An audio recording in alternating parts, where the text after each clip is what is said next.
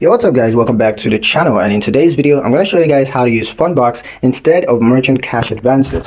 Now, merchant cash advances can be fast, but they're often brutally expensive. If you're considering one, pause. Fundbox may be a smarter, more affordable option. Let's get into it. Step 1. Understand the MCA trap. MCA gives you a lump sum in exchange for a percentage of daily sales.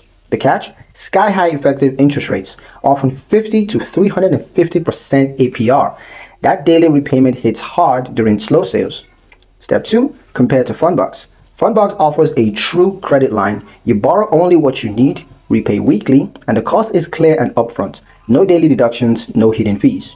Step 3. Match Fundbox to MCA scenarios. Now, most people turn to MCAs for emergency cash flow, inventory restock, and seasonal slowdowns. Fundbox can handle all of these without the predatory terms. Step 4. Run the numbers.